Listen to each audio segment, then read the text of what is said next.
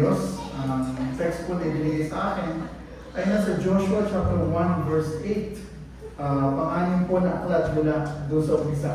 So we have Genesis, Exodus, Leviticus, Numbers, Deuteronomy, and then Joshua. For context po, babasahin natin yung verses 1 to 9. Gamit ko po ay ang English Standard Version. Okay, so Joshua chapter 1, I'll be reading from verse 1 to 9. Okay, so medyo mahaba-haba po itong ating text binigay sa akin ni Joshua.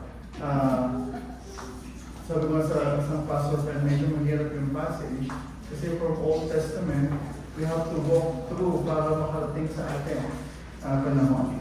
So we'll go to Joshua 1 to 9. After the death of Moses, the servant of the Lord said to Joshua, the son of Nun, Moses' assistant, Moses, my servant, is dead. Now therefore arise, go over this Jordan, you and all these people, into the land that I am giving to them, to the people of Israel. Every place that the sole of your foot will tread upon, I have given to you, just as I promised to Moses. From the wilderness and this Lebanon as far as the great river, the river Euphrates, all the land of the Hittites to the great sea toward the going down of the sun shall be your territory. No man shall be able to stand before you all the days of your life, just as I was with Moses, so I will be with you. I will not leave you or forsake you. Be strong and courageous, for you shall cause these people to inherit the land that I swore to their fathers to give them. Only be strong and very courageous, being careful to do according to all the law that Moses my servant commanded you. Do not turn from it to the right hand or to the left, that you may have good success wherever you go. This book of the law shall not depart from your mouth, but you shall meditate on it day and night, so that you may be careful to do according to all that is written in it. For then you will make your way prosperous, and then you will have good success. Have I not commanded you, be strong and courageous? Do not be frightened, and do not be dismayed, for the Lord your God is with you wherever you go. This book of the law. Let's pray. Honor me the words of my mouth, and the meditation of all our hearts be acceptable to you, O Lord, our rock and our Redeemer, for Jesus' sake. Amen. Ano po malaking pagkakaiba ng Pinoy superheroes sa banyagang superheroes? Ano pagkakaiba ni Captain Marvel, for example, kay Superman? O ni Darna kay Wonder Woman? Si Diana po, ang pangalan ni Wonder Woman, ay galing po sa iba't ibang mga Diyos at concepts from the Greek mythology. Si Diana ay galing o inilikha mula sa putik sa dalampasigan ng Timas Sira, Inupolaita, na nais magkaroon ng anak. So yung play po na form ay binigyan ng buhay ng mga Greek deities. And then, the gods then blessed and granted her unique powers and abilities. Si Superman naman ay galing sa planeta Krypton, di ba? Nung magugulang na yung planeta nila, yung parents niya, pinadala siya sa Earth. So ang source po ng kanilang power ni Superman at ni Wonder Woman ay galing sa kanilang genes, galing sa kanilang being, inherent sa kanila yon. On the other hand, si Natin naman ay isang ordinaryong tao sa ating planeta, may kapatid na ang pangalan ay Ding, at siya po ay nagiging na kapag isinusubo niya yung bato at binibigkas yung salitang Dharma. Si Teng-Teng naman, si Enteng, ay isang payat at mahinang lalaki na nagiging superhero kapag binuhat na niya ang Babel, sumigaw na Captain Marvel. Ano ang pagkakaiba? Ang source ng kanilang power. Yung unang dalawang sinabi ko, genetic, inherent. Yung dalawa, si Darna at si Captain Marvel, yung source ng power nila ay outside of them. Kung walang bato, kung walang Marvel, wala silang power. Now, anong kinalaman niya sa Joshua chapter 1 verse 8? So unlike sa bato ni Darna ni Captain Marvel, na pawang mga taghang isip lamang, ang isang mananampalataya ay mayroong tiyak at maaasahang source of strength, wisdom, and courage mula sa salita ng Diyos. Ang isang mahina at ordinaryong tao ay maaaring maging kasangkapan ng Diyos na gawin ang mga dakilang bagay at maging matapang at matatag na dahil sa isang bagay na labas sa kanila, bagay na bigay ng Diyos. Ito ang malinaw na makikita sa talatang ating pagbubulayan. Saan manggagaling ang lakas, tapang at kakayahan ni Joshua? Kung kay Dana o kay Captain Marvel, ano ang source ng kanyang strength, courage, and wisdom? So context po, sa chapter 1, verse 1 to 5, mababasa natin na kamamatay lang ni Moses. At inutusan ng Diyos si Joshua na tumawid ka sa Jordan upang kanilang tanggapin ang lupang ipinangako ng Diyos sa bayang Israel. Sinabi ng Diyos na sila ay magtatagumpay at mananahan sa lupain na ipinangako ng Diyos sa kanila. Matapos ang 40 taong pananatili sa ilang, sila ay papasok na sa lupang pangako. Napakalaking responsibilidad ang iniaakal ng Diyos sa balikat ni Joshua. Matatandaan si Moses ay isang pambihirang leader na namuna sa kanila ng maraming taon at ginamit ng Diyos sa makapangyarihang paraan. Samantalang si Joshua ay bago at wala pang napatutunayan kumpara kay Moses. Gayunpaman, ang utos ng Diyos kay Joshua sa verse 6 ay, be strong and courageous. Be strong and courageous. And why does he need to be strong and courageous? Because Joshua shall lead the people of Israel to inherit the land that the Lord swore to their fathers to give them. Again, hindi madaling gampanin. Considering na hindi naman may hinang bansa ang sasakupin nila. Sabi ng Deuteronomy chapter 7, verse 1, when the Lord your God brings you into the land that you are entering to take possession of it, and clears away many nations before you, the Hittites, the Girgashites, the Amorites, the Canaanites, the Perizzites, the Hivites, and the Jebusites, 7 nations more numerous and mightier than you. Itong bansang mas makakapangyarihan at mas marami kaysa sa iyo. Inulit ng Diyos sa verse 7 ang kanyang tagubilin, only be strong and courageous. Magpakalakas ka at magpakatapang. Nalaman mo ng Diyos na maaari pa bang hinaan ng loob si Joshua. Kinakailangan ulit-ulitin ng Diyos ang tagubilin. Be strong and courageous. In fact, may pangako pa nga niya sa verse 5, I will be with you, I will not leave you or forsake you. Then sa verse 7, iniugnay ng Diyos ang strength and courage sa pagsunod sa kautusan ng Diyos. Look at the text, verse 7. Only be strong and courageous, being careful to do according to all the law that Moses, my servant, commanded you. Do not turn from it to the right hand or to the left, that you may have good success wherever you go. Yung good success na sinasabi sa verse 7 ay dahil sa commitment at pagsunod sa kautusan ng Diyos. Magagawa ni Joshua ang pinag-utos ng Diyos. Yun ay ang pangunahan ng bayang Israel na tumawid ng Jordan at ang kini ng lubang pangako kung siya ay magpapakalakas at magpapakatapang. Pero hindi siya magtatagumpay ng hiwalay sa kautusan ng Diyos. In other words, hindi inihihiwalay ng Diyos ang utos na magpakalakas at magpakatapang sa tagubilin na sundin ang kanyang mga utos. Related yung dalawa. Then sa verse 8, sinabi ng Diyos, yung context, be strong and courageous. Be careful to do what Moses had commanded you. Then verse 8, this book of the law shall not depart from your mouth, but you shall meditate on it day and night, so that you may be careful to do according to all that is written in it. For then you'll make your way prosperous, and then you will have good success. So titignan natin sa biyaya ng Diyos ang kaugnayan ng book of the law at ng strength and courage. Titignan natin mula sa mga talatang ito na ang pinagmumula ng tapang at lakas at kakayahan ng isang mananampalataya for this context ni Joshua and for our context ng mga mananampalataya ay ang aklat ng kautusan na bigay ng Diyos. Okay?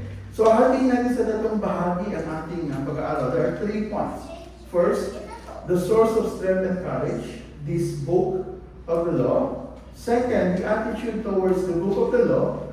And then third, the blessings of keeping the book of the law. The source, the attitude, and the blessings. So para aware po kayo Magtatagal po ako sa first point. Siguro mga 70-80% of our time ay dun sa first point. At mabilis na first point, at mabilis na naman po tayo sa second and third point. Kaya kung mapapansin ninyo na kung nakaka 30 minutes o 40 minutes na ako sa first point, huwag po kayong panghinaan loob. Kapag naman, be strong and courageous. Yung second and third point, maiksi na lang. Okay? So para, kung binahaban tayo yung first point, wala si Pastor hold on. Okay? So tingnan po natin yung unang bahagi, the source of strength and courage, this book of the law. So ang tanong po, ano ang inutukoy na aklat ng kautusan sa verse na ito, this book of the law? Tandaan po natin na hindi tayo ang unang kausap sa passage na ito. Para sa bansang Israel, para kay Joshua, may particular na aklat ng kautusan na tinutukoy ang Diyos. Importante po na maunawaan natin na ang mga pangyayari at maging ang mga promises sa passage na ito ay nangyari sa bayang Israel mahigit 3,400 years ago. Kaya alamin natin kung paano nila noong panahon iyon naiintindihan ang salita ng Diyos. So gaya ng sinabi ko, isa po sa mga challenges ng Old Testament passage ay kung paano natin ito uunawain in light of redemptive history at paano natin i-apply sa buhay natin considering where we are in redemptive history. Again, the gap is more than 3,400 years. So ito po ang dahilan, kaya tayo magtatagal sa point number 1. So there are two related ways this book of the law can be referred to here. One is to consider it as the words of the covenant mediated by Moses in Mount Sinai and ratified in Mount Horeb.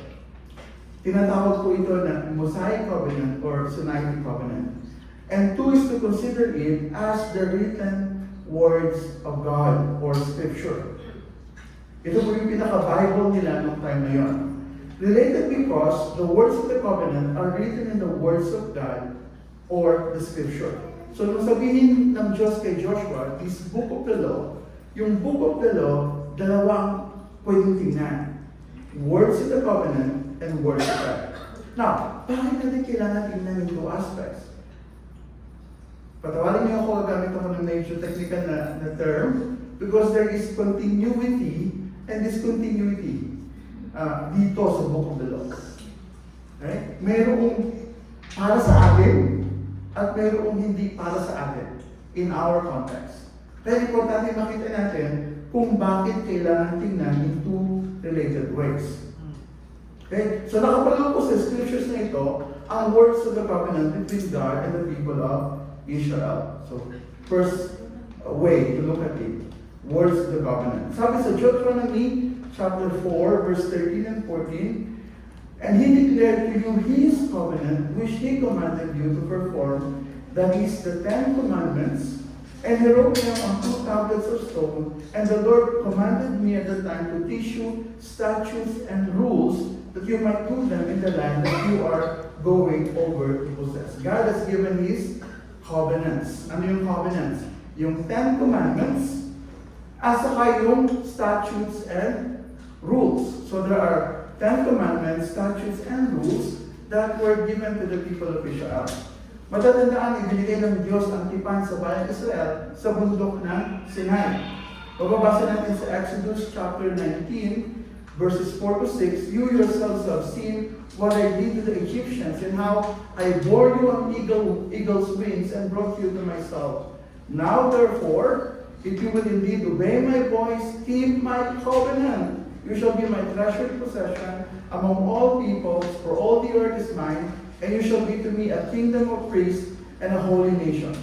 These are the words that you shall speak to the people of Israel. God said these words in Mount Sinai.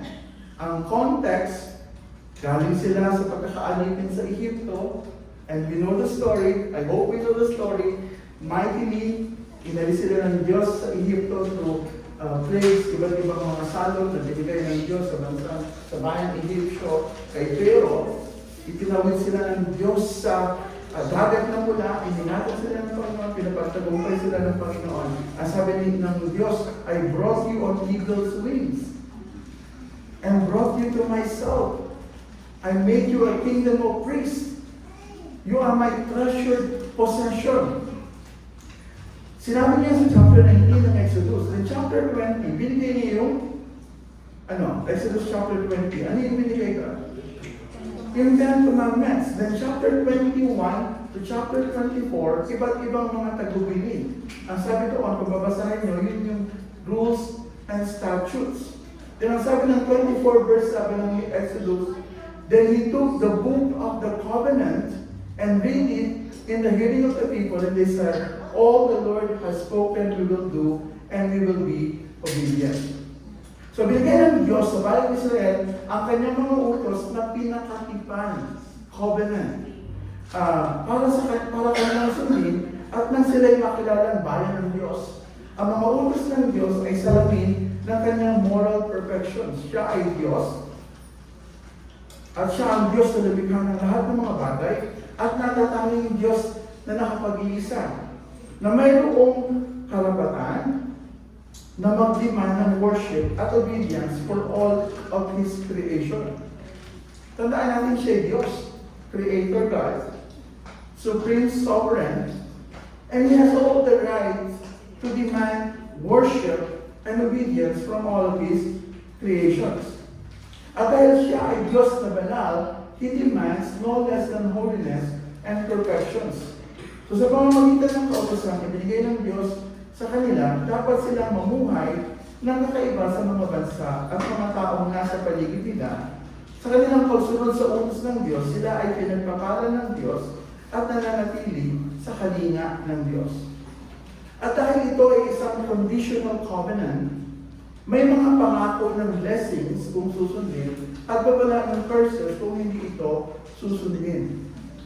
Conditional covenant. Paulit-ulit na babasa po natin as we read the words of the covenant ay yung lupang pangako o lupang ipinangako ng Diyos kay Abraham, kay Isaac and Jacob, ibibigay sa kanila ng Diyos, pagpapalain sila sa lupang iyon kung sila ay magiging tapat na sundin ang words of the covenant.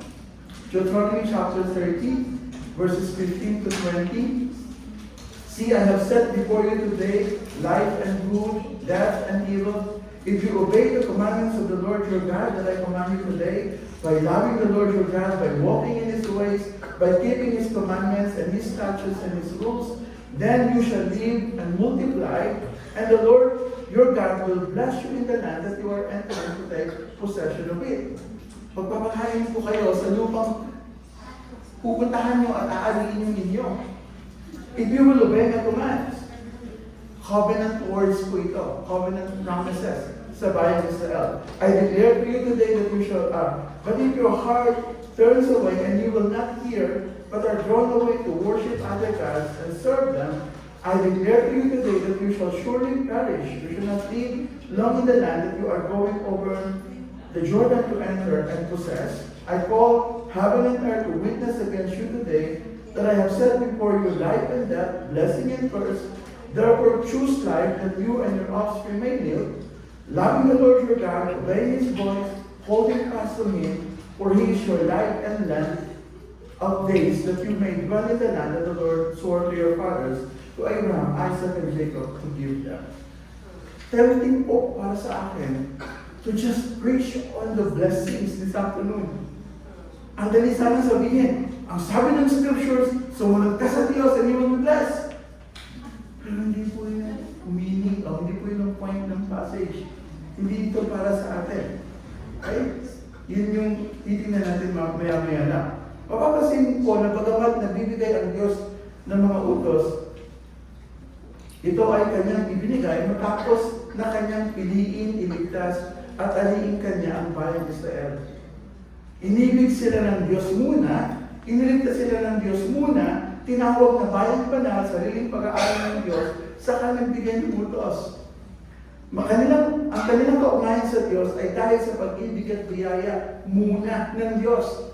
Ang motivation sa pagsunod sa utos ng Diyos ay ang pag-ibig, biyaya, at pagliligtas ng Diyos. Merong deliverance, merong redemption, merong relationship muna na nangyari. Akin ka muna. Iniligtas kita, biyaya ko muna. And then, this is my law, this is my laws, this is the covenant. Okay? Napagaman, hindi para sa atin ito, makikita nyo na mayroong nalalasahan nyo na yung continuity, di ba, ng biyaya ng Diyos sa ating panahon. So we know that the people of Israel failed to keep the covenant. Sila ay napasailalim ng sumpa at ato ng Diyos. Yan ang naging theme ng halos ng major and minor prophets sa Old Testament. Kung naalala niyo last time I was here, I think it was February, and the passage was Isaiah 43, at tinignan natin doon yung pagsakop sa kanila, di ba, ng bayang Babylonia. And because of their rebellion against God. Ito po yung naging theme ng major and minor prophets, yung parusa ng Diyos because they have not been faithful to the covenant. Mahalaga po natin kung ano ba, bagamat ang 10 utos at ang iba't ibang tagubilin pa ay naghahayag ng moral perfections ng Diyos na banal, the law given to Moses as a covenant, don't forget that, as a covenant, ay ibinigay sa bayang Israel exclusively. Ang lahat ng curses at blessings na nakaugnay sa disobedience or obedience sa words of the covenant ay para sa bansang Israel primarily, hindi para sa atin. Okay? Sabi sa Jeremiah chapter 31, verse 31 to 32, Behold, the days are coming, declares the Lord, when I will make a new covenant with the house of Israel and the house of Judah, not like the covenant that I made with their fathers on the day when I took them by the hand to bring them out of the land of Egypt. So dito, sa Jeremiah, meron nang sinasabi na isang lumang tipan at bagong tipan. Yung New Covenant and Old Covenant. At ang reference dun sa Old Covenant, ang sabi, not like the covenant that I made with their fathers on the day when I took them by the hand to bring them out of the land of Egypt. Ito po yung Mosaic Covenant. My covenant that they broke, though I was their husband, declares the Lord. So kung hindi po tayo kasama sa tipang iyon, ano po ang gamit sa atin ng law o mga kautosan na ibigay kay Moses as a bayang Israel? Kung hindi applicable para sa atin yung 10 Commandments, rules, and statutes given exclusively for the people of Israel as a covenant. As a covenant. Anong gamit ito sa atin? Tinignan natin yan po mamaya. So bukod po sa words of the covenant between God and the people of Israel, this book of the law can be referred to as the written words of God or scriptures or Bible. Kumbaga, meron silang Bible during the time of Joshua. This book of the law, yun yung Bible. Ang sabi po ng talata, ang aklat ay ito ng kautusan. So may written document na available during the time of Joshua. Ang immediate context po ng Joshua ay ang book of Deuteronomy. At ang sabi sa Deuteronomy, chapter 31, verse 24 to 26, when Moses had finished writing the words of this law in a book, to the very end, Moses commanded the Levites who carried the ark of the covenant of the Lord, take this book of the law and put it by the side of the ark of the covenant of the Lord your God, that it may be there for a witness against you. So yung book of the law was written by, Moses. It was written by Moses. Sure tayo nakasama ang book of Deuteronomy sa this book of the law.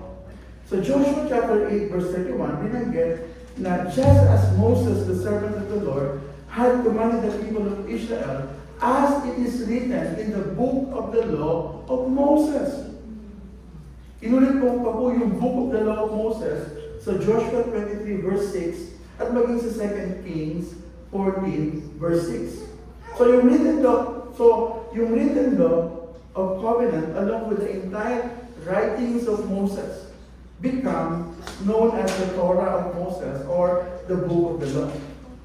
So meron pong 5 aklat sa matandang tipan na kinukonsider na isinulat ni Moses. Ang tawag po doon ay Pentateuch o Torah of Moses. Yun po yung Genesis, Exodus, Leviticus, Numbers, Deuteronomy. Itong 5 aklat po na ito ang available sa Joshua 1:8.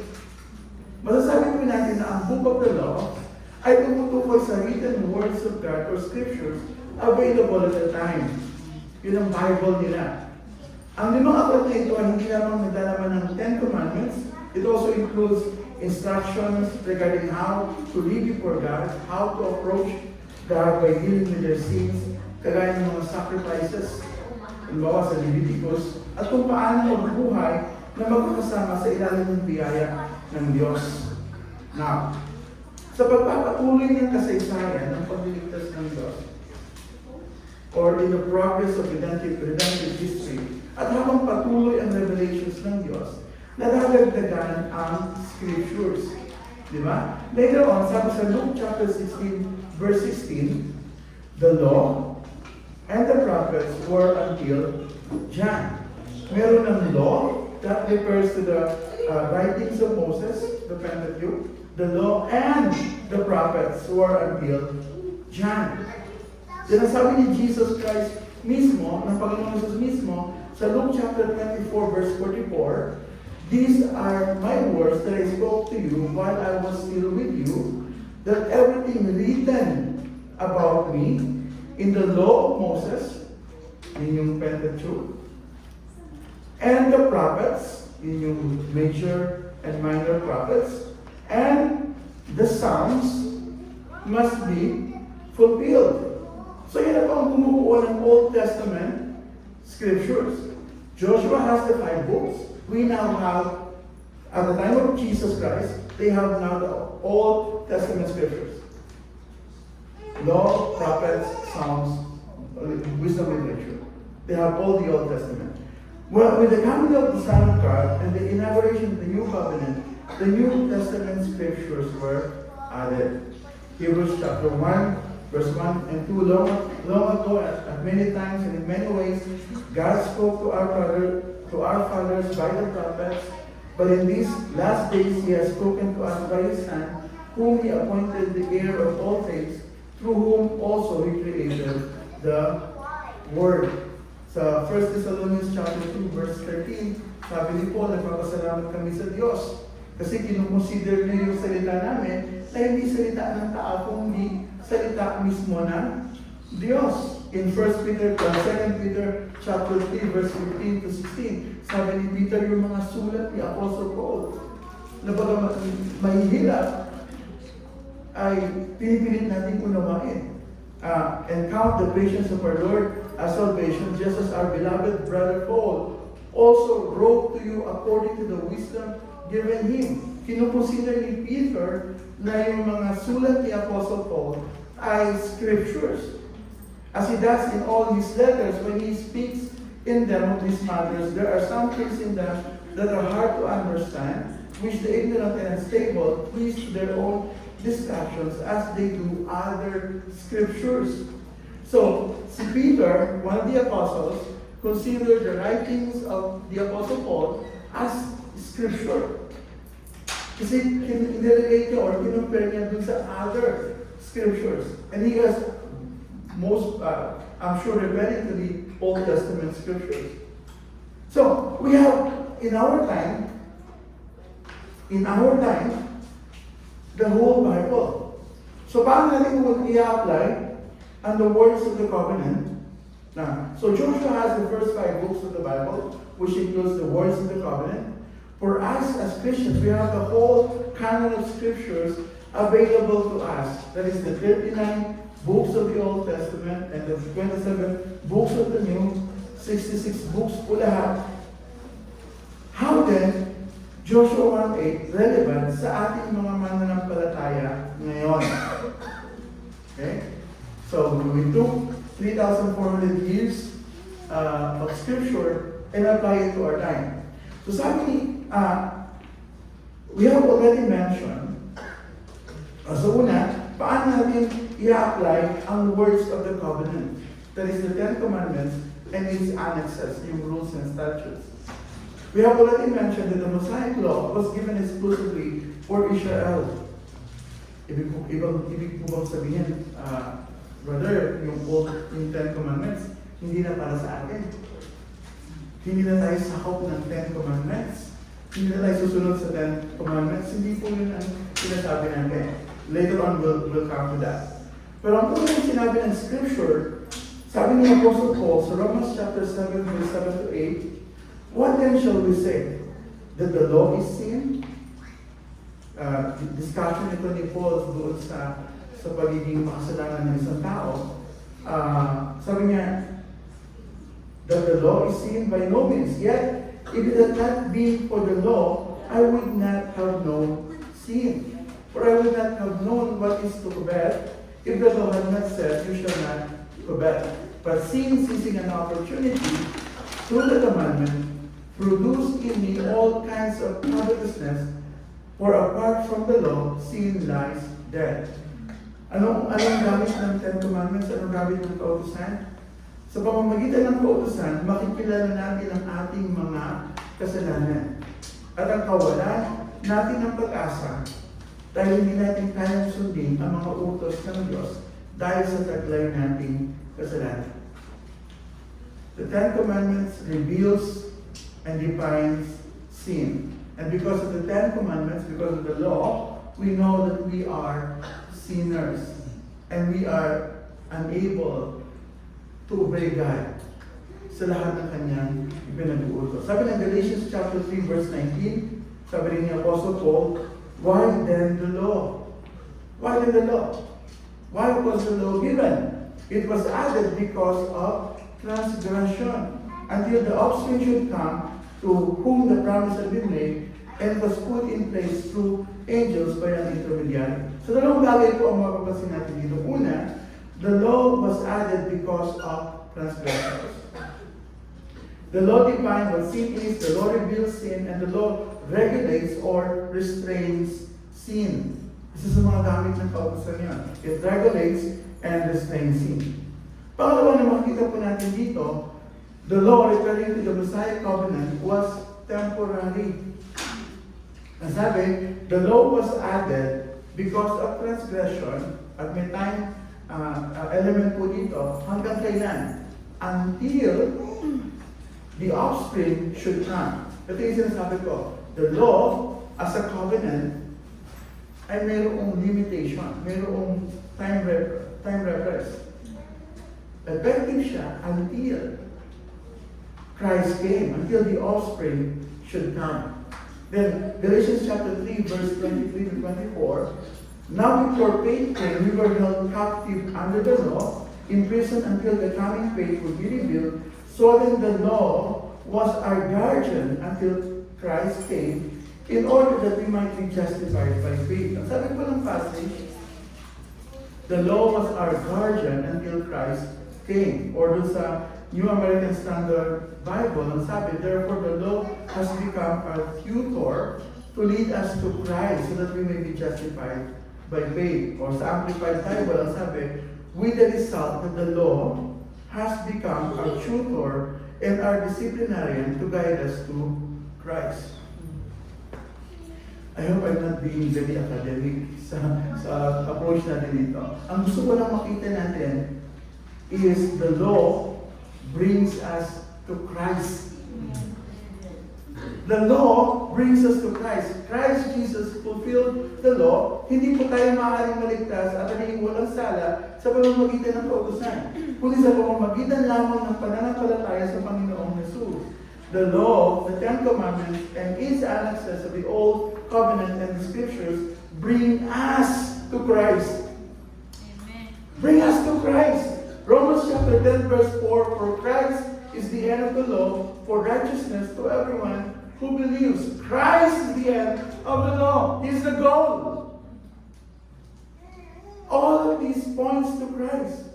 So this book of the law, considered as a wonderful covenant, brings us to Christ, our Savior. Sabi sa Jeremiah 31, verse 31 to 34, binasa ko na kanina yung 31 and 32, mayroong bagong covenant na ibinigay ang Diyos sa bayan na para sa atin. Sabi sa 33, for this is the covenant that I will make with the house of Israel after those days, declares the Lord. I will put my law within them and I will write it on their hearts, and I will be their God, and they shall be my people. And no longer shall each one teach his neighbor and teach his brother, saying, Know the Lord, for they shall all know me, from the least of them to the greatest, declares the Lord. For I will forgive their iniquity, and I will remember their sin no more. Sa redemptive history, may panahon na ang lumang tipan ay mapapalitan ng isang bagong tipan. The old covenant, the Mosaic covenant, will be replaced by a new covenant. This new covenant will be so transformative, it changes the person. Sabi ng passage sa atin, God said, I will put my law within them, and I will write them in their hearts, and I will be their God, and they shall be my people. And no longer shall each one of them teach his neighbor and each his brother, saying, Know the Lord, for they shall all know me, from the least of them to the greatest, declares the Lord. I will forgive their iniquity, and I will remember their sins no more. The old covenant mediated by Moses, and the new covenant mediated by the Lord Jesus Christ. Again, the new covenant mediated by the Lord Jesus Christ was so transformative that it changes the person. Di ba yung mga na kay Kristo ay isa ng bagong nilalang? Sabi ng Apostle Paul, hindi na ako ang nabubuhay, kundi si Kristo na ang nabubuhay sa akin, at ang buhay na ikinabubuhay ko ngayon sa laman ay ikinabubuhay ko sa pamamagitan ng pananampalataya sa anak ng Diyos. We are now driven, we are now compelled to obey God, to follow Christ, to follow God, because of what Christ has done for us. Hebrews chapter 9, verse 14 and 15, how much more will the blood of Christ, who through the eternal Spirit offered himself without blemish to God, purify our conscience from dead works to serve the living God. Therefore, he is the mediator of a new covenant, so that those who are called may receive the promised eternal inheritance. Since a death has occurred that redeems them from the transgression committed under the first covenant. Sabi ni Jesus in Matthew 26, Drink of it, all of you, for this is my blood of the covenant, which is poured out for many for the forgiveness of sins.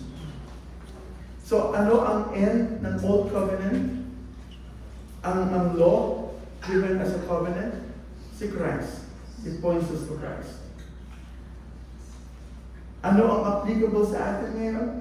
Yung covenant, Mosaic covenant, or yung new covenant in Christ?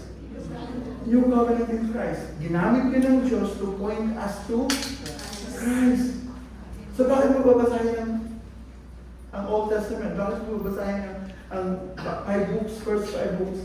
Because the words of the covenant give you Jesus.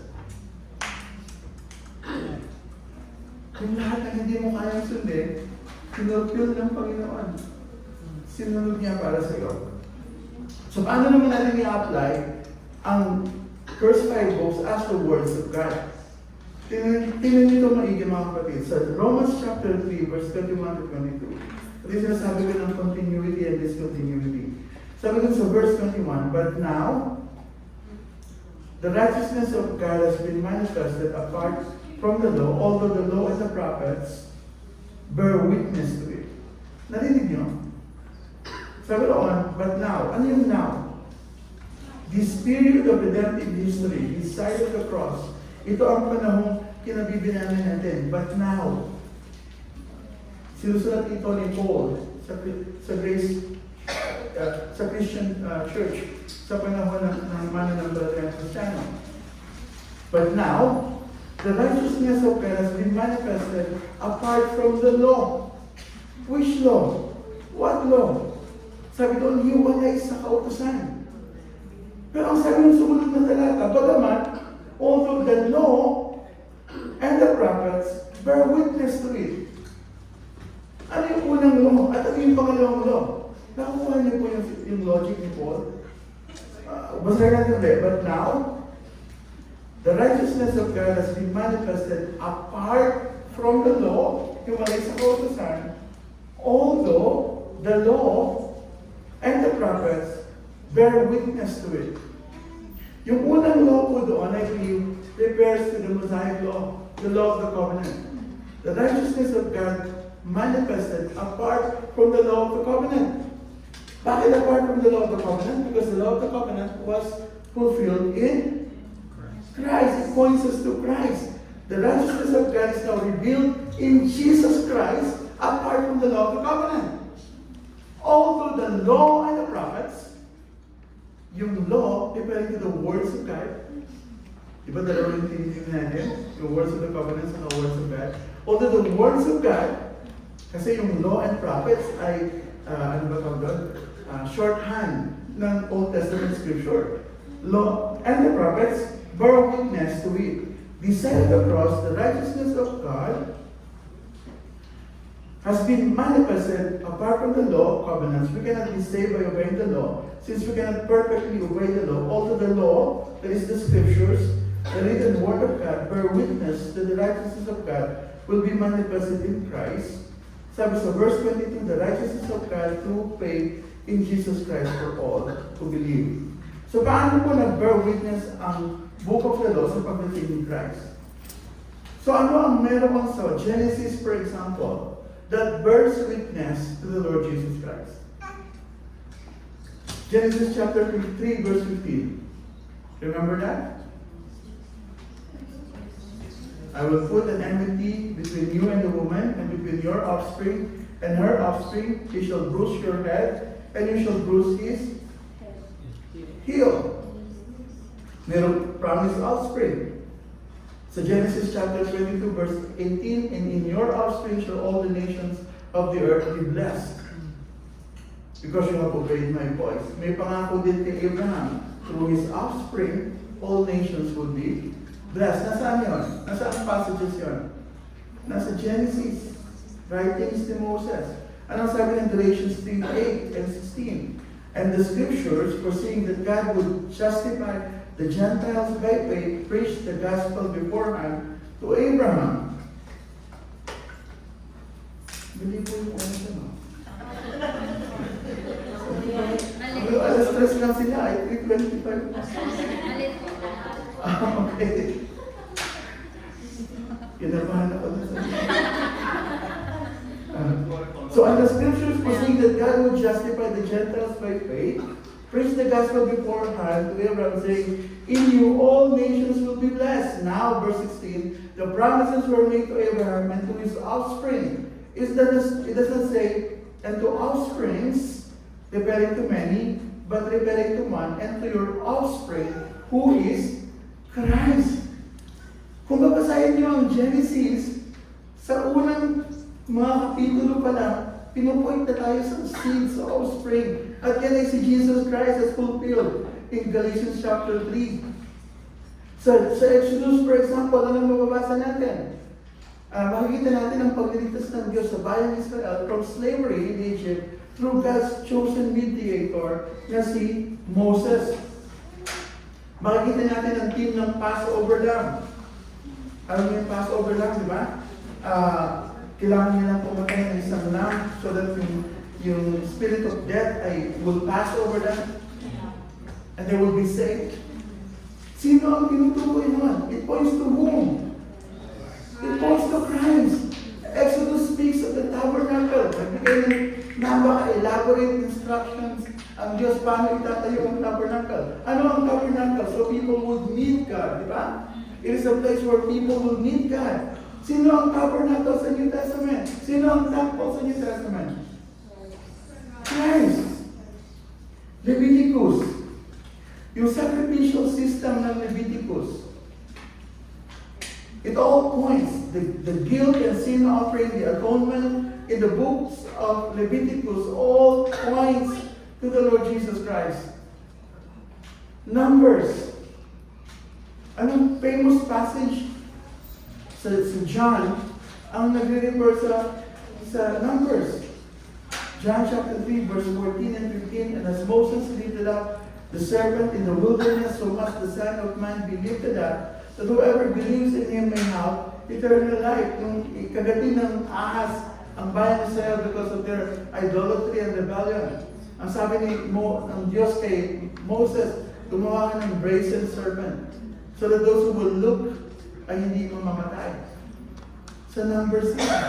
And that points to Jesus. He himself said, gaya ng ahas doon sa ilang. And Deuteronomy, the Lord Jesus himself quoted many from the book of Deuteronomy. Naalala niyo yung temptation sa ilang 40 nights, 40 days? 3 scripture passage ang sinagot ng Diyos sa tempter. Alam niyo kung saan galing lahat yun? Sa Deuteronomy. Nung tanongin siya, ano ang greatest command? Alam niyo kung saan quoted yun? Deuteronomy. All these books of the law that Joshua has points to the Lord Jesus. Kaya sabi ng Panginoon sa John chapter 5 verse 39 and 46, you search the scriptures because you think that in them you have eternal life, and it is they that bear witness about me. For if you believe Moses, you would believe me, for he wrote of me. If you believe Moses, you would believe me, for he wrote of me. Now that we have defined what this book of the law meant, and how we should look at it through the lens of our Lord Jesus Christ. Paano po siya magiging source of strength and courage para kay Joshua? And by application, paano ito magiging source of strength para sa atin? For Joshua as the words of the Old Covenant and the words of God, and for us as the words of the New Covenant and the words of God. So, babasahin natin ang Old Testament Scripture in the lens of who Christ is and who we are in Christ Jesus. Babasahin natin yung Old Testament pointing to the Lord Jesus Christ. Nung nandun sila sa ilang, tapos uhaw na sila to the point na sinusumpa na nila si Moses. Dinala mo ba kami dito para patayin sa uhaw? Wala mong tubig sa Egypto? Nabuhod ko lang.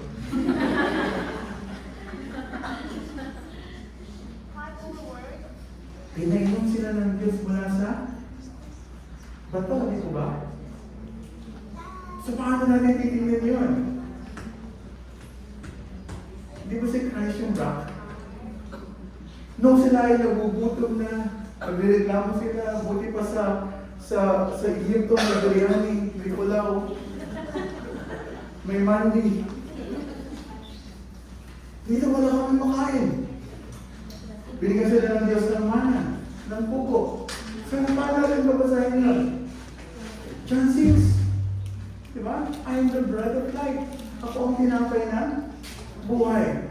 So, mga kapatid, yun ang tingin natin sa Old Testament scriptures. It all points to Christ. So, Joshua has the words of God that reveals who God is, that speaks of God's salvation and God's covenant faithfulness towards the people of Israel. So, binasa ni Joshua ang Old Testament scripture written by Moses. Makikita niya ang Diyos, ang tapat ng Diyos, ang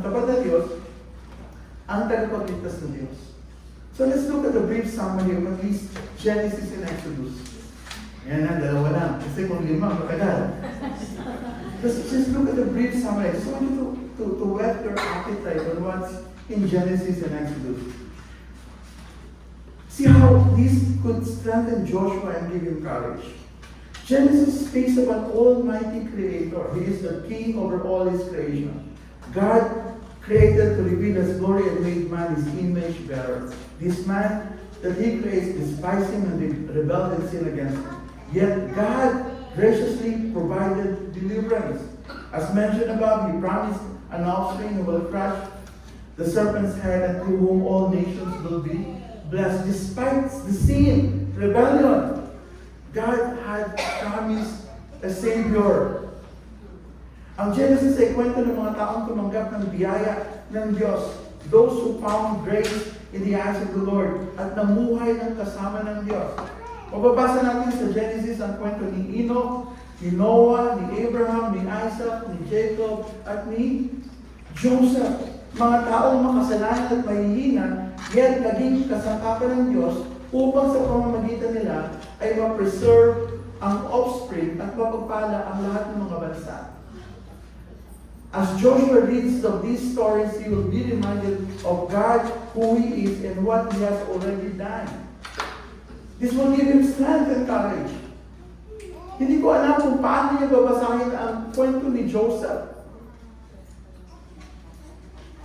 At hindi siya ma-encourage sa providence ng Panginoon. Siguro nung marinig na yung words ni Joseph, you meant it for evil, you meant it for good. Hindi ba? Kapag binabasa lang ni Joshua yun, ay lahat ng tao sa paligid niya ay pawang nasa ilalim ng makapangyarihang kamay ng Diyos na sa kanila nagligtas at patuloy na nagliligtas. Exodus narrates the story of God's redemption of the people of Israel from slavery in Egypt. Mababasa natin na naalala ng Diyos ang kanyang pangako kay Abraham at siya naging tapat sa kanyang pangako. Mababasa ni Joshua ang mga pangyarihang gawa ng Diyos kung paano iniligtas sila sa kamay ng mga Egypto sa pamamagitan ng mga salot at kung paano itinawid sila sa dagat na pula at pinamunuan at pinunuan ang lahat nilang pangangailangan. So God provided for all their needs. Exodus has so many references describing who God is.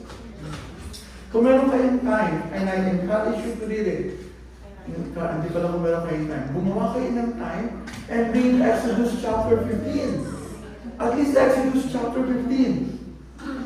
Ito yung Song of Victory, nung makatapos sila dumaan sa dagat na pula. Sabi sa verse 11, Who is like you, O Lord, among the gods?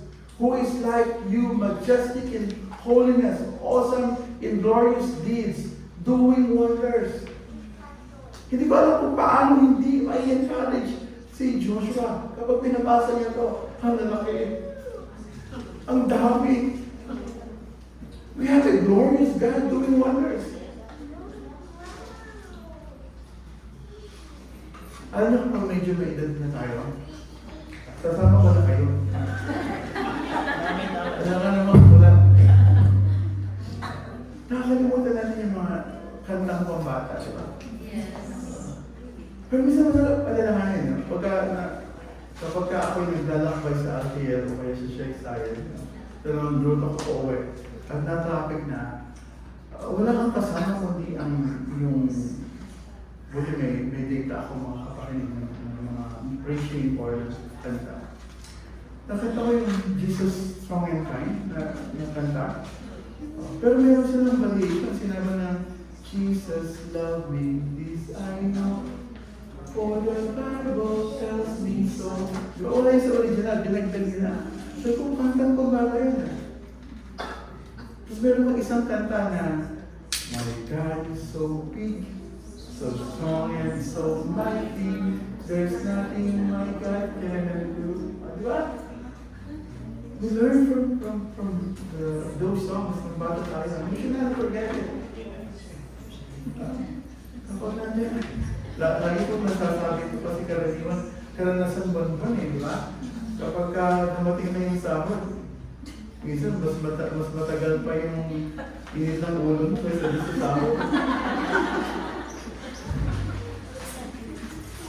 Pasensya na nagawanan talaga ako. Wala ko palang magtagal. Yung hinahati-hati mo na parang naghahati ng sibuyas. Hindi mo ba? Karanasan ba yan? Naghahati ka ng sawa sa pupunta, parang naghahati ng sibuyas. Umiiyak ka na. Habang ginagawa mo, God is so big, so strong and so mighty. Diba? Sabi, who is like you, O Lord, among the gods? Who is like you, majestic in holiness, awesome in glorious deeds, doing wonders? Minsan scroll ka ng Facebook, nakita mo yung kapitbahay mo sa Pilipinas, minamarites ka.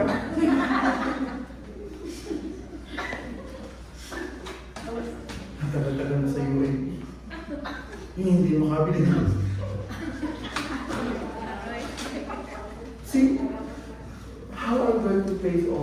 in light of who we are and who God is. Diba? Sabi ng verse 13, you have led in your steadfast love the people whom you have redeemed.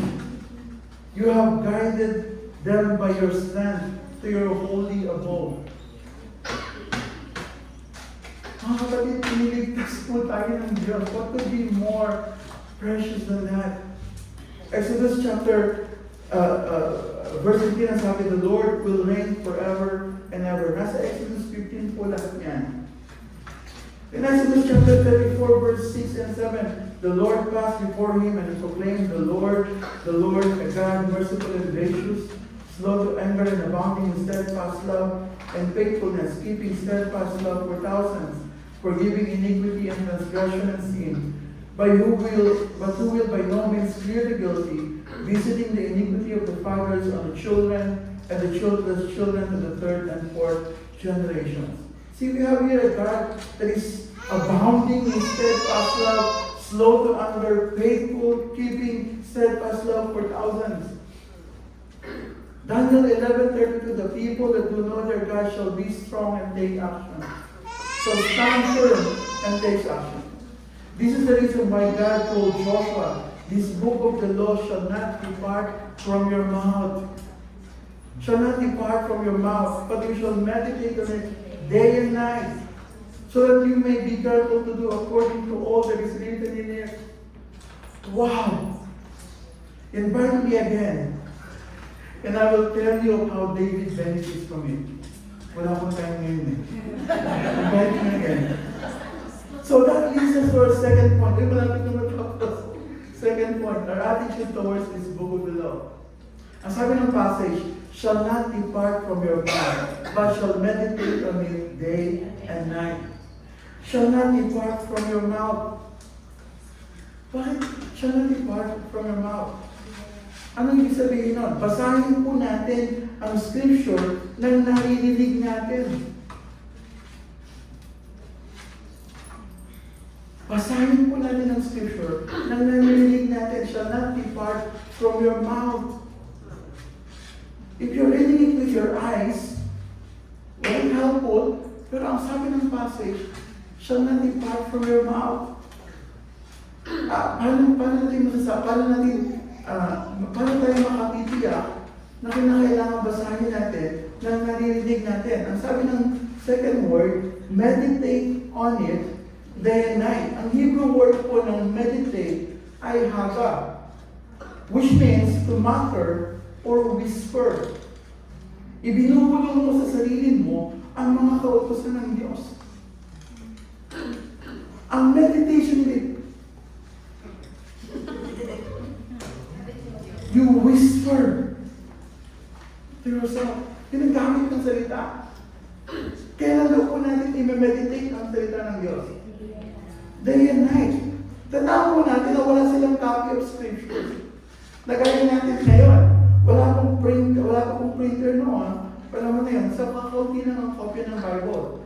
Wala pong mobile app na may Bible. Wala pong mobile noon. Wala pong telepono. So paano nila maibubulong sa sarili nila araw at gabi ang salita ng Diyos? They have to memorize it. Nakakapakinig lang sila kapag kami nagbabasa. And then, they have to memorize it. At kapag minamemorize nila, sa kanila maibubulong sa kanilang sarili araw at gabi. They don't have the copy of scriptures, remember that. So read it, which implies memorization and meditate on it. Ibulong mo sa sarili mo day and night. So Deuteronomy, babasa natin na ang mga nagiging hari, utusan, na kopyahin ng scripture sa Deuteronomy chapter 17, verse 18 to 20, they have to copy the scripture para may sarili silang kopya at yun yung babasahin nila at bubulahin nila araw at gabi. Okay? Sinunod po yan ni King David sa Psalm chapter 1, verse 1 to 3. Blessed is the man who walks not in the counsel of the wicked, nor stands in the way of sinners, nor sits in the seat of scoffers, but his delight is in the law of the Lord, and in his law he meditates day and night. He is like a tree planted by the streams of water, that yields its fruit in its season, and his leaf does not wither. In all that he does, he prosper. Sa anong metaphor ng taong nag-meditate sa word? Day and night. He'll be like a tree planted by streams of water that bears its fruit in its season. Yun yung strength and courage. Diba? Pagka ikaw ay soaked sa salita ng Diyos, you'll be like a tree planted by streams of water. Ang gusto ko makita natin dito is that King David delights in the law of the Lord. Sa passage na binasa natin kanina, ng scripture reading, sa Psalm 119 verse 16, I will delight in your statutes. I will not forget your word. Your testimonies are my delight. They are my counselors. Verse 24. 35, read in the path of your commandments, for I delight in it. Repeatedly in Psalm 119, sinabi ni King David that he delights in the law. He longs for it. My soul is consumed with longing for your rules at all times. Verse 14, behold, I long for your precepts. In your righteousness gives life. I open my mouth and pant because I long for your commandments. Mga kapatid, do you long for the words of God? Do you delight in His words? I've been talking like more than 40 minutes now. Pag wala pa akong sinasabi about blessings, puro about the words of God. Does it bore you? Nainip ka ba? I intentionally spent a lot of time on biblical theology of the law and the scripture, so I could ask you this time, do you enjoy it? Yung totoo. Do you enjoy how the Old Testament speaks of Jesus, our Lord and Savior? Do you love to hear in the Old Testament as well in the New, the salvation of God through His faithfulness in His promises and covenants that all fulfilled in the Lord Jesus Christ? I was talking to a pastor friend yesterday. Sabi ko kanina, mahirap yung passage na Joshua 1:8. Kasi ang main point talaga ang ituturo. Mas madali kung prosperity preaching ang approach. Obey God, and you will be blessed. You will be rich. Masaya pag pinahal. Pero hindi po yan ang point ng Joshua 1:8. Hindi blessings, kundi delight in the words of God. Beloved, crucial po ang isasagot natin sa tanong na ito. Do you delight in the law of the Lord? Do you delight in the words of God? Kasi ang sabi ng Psalm 1, verse 4a and 6b, the wicked are not so. The wicked does not delight in the law of the Lord. And because they did not delight in the law of the Lord, ang sabi ng 6b, but the way of the wicked will perish. Do you hear that? The way of the wicked, those who do not delight in the law of the Lord, will perish. Delight in the Word of God is what makes the difference between the blessed, ng verses 1 and 2, and the wicked, ng verse 4. If you do not delight in the law of the Lord, you will perish. Eternity is at stake here, friends. If you are not delighting in the words of God, it could be that you have not been born again. Again, if you are not delighting in the Word of God, it could be that you have not been born again. It could be that you are still in your sins. Wala ka pang panglasa sa mga bagay ng Diyos, at wala kang pating pag-ibig sa Diyos. You must be born again. You must be saved. Jesus, the eternal Son of God, became flesh and dwelt among us. He lived a perfect life, delighting in all that the Father commanded Him, and obeyed to the point of death, even death on the cross.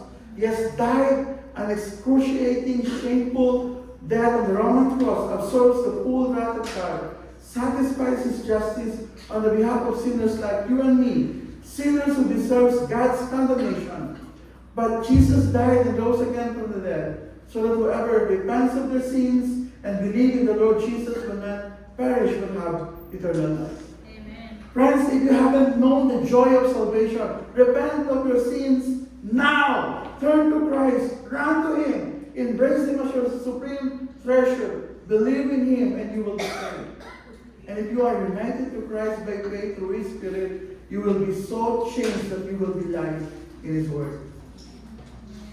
This book of the law shall not depart from your mouth, but you shall meditate on it day and night, so that you may be careful to do according to all that is written in it. For then you will make your way prosperous, and then you will have good success. Third point, ang pagpapala ng pagsunod sa aklat ng pag-isahan. As I already mentioned, for the people of Israel, mayroong promises of covenantal blessing related to the land, promise. Ang bawat tapakan daw po ng talampakan ng kanilang mga paa ay magiging kanila if they will obey the words of the covenant.